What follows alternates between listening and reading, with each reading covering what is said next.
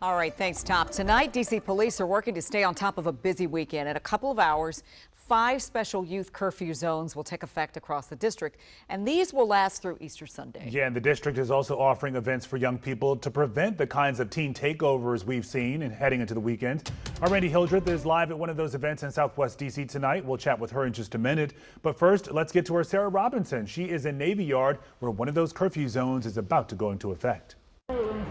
Well, these curfew zones start tonight and last through Sunday from 8 to 11 p.m. and they'll impact anybody who is 17 or younger in groups of 9 or more. Now, here in the Navy Yard, where there have been some recent teen takeovers, feelings here are mixed. It's kind of intimidating to walk through crowds of teenagers. I just strongly disagree with the curfew and then just the over-policing. D.C. police announcing 5 curfew zones through Easter weekend, including Navy Yard, Chinatown, the Waterfront, U Street, and Banneker. I've been kicked by kids riding bikes past me. I know that there's stuff that has happened here with gun violence and everything. Several weeks ago, there was a teen takeover in Navy Yard. 2 teens were arrested. One fired a gun into the air, but no one was injured. Today's announcement comes after the D.C. Council postponed a key vote on whether to extend the temporary law that allows them. Let me be clear, it was a decision by the council as a whole. Mayor Muriel Bowser has been pushing to extend the policy. They said they're going to bring it back in 2 weeks. We think we need it now because this is a lot of activity in the city. The current law expires April 15th. If council does not pass an extension, the mayor does not have the authority to continue these zones on her own.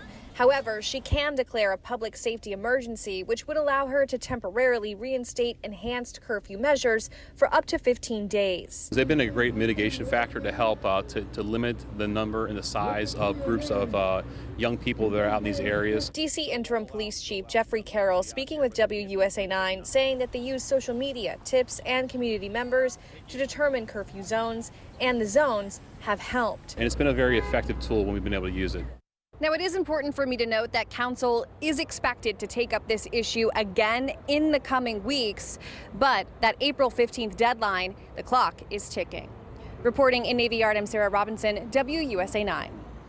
All right, so D.C. leaders are providing outlets for teens to prevent these teen takeovers. Yeah, Randy Hildreth joins us now live from the King Greenleaf Recreation Center in Southwest D.C. That is blocks away from where some of these incidents have happened. Randy, the city is offering teens this different option. The question is, will they take it? Yeah, good evening to you both. It was one of the questions that I asked DC's Department of Rec's director. She says that they are making these available for teens, and the hope is that they come here. I'm told 300 teens pre-register for tonight's event, but if a teen did not pre-register, they could still show up and take advantage of tonight's event. The goal is to get them here so that they're not potentially going to those teen takeovers and potentially getting in trouble. So I'm in the field outside of the rec center. I want to give you an update between 5 and 6 o'clock about the activity out here. We have more of the tents being set up for some of the food stations. More of the inflatables are up at some of those gaming stations. I'm told kickball will take place in the middle of the field. There are some vendors who will be out here working with the teens. And I know that you can hear behind me, the DJ is here and the music is going. Again, this is free for teens. And within the last 30 minutes, spoke with the director of Parks and Rec about tonight and providing these outlets for teens. All adults were once teenagers. Sometimes we forget that someone extended us grace.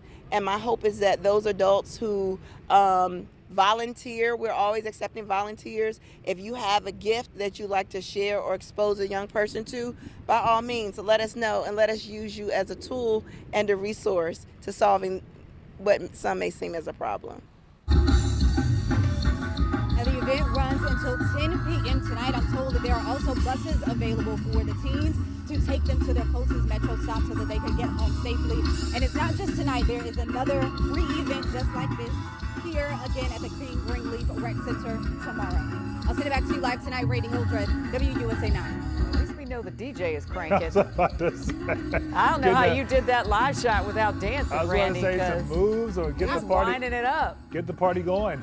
Before you guys came to me, I was definitely dancing. All right, All right, friend. We'll see you later. All right, on a more serious note, we're following some breaking news in the war.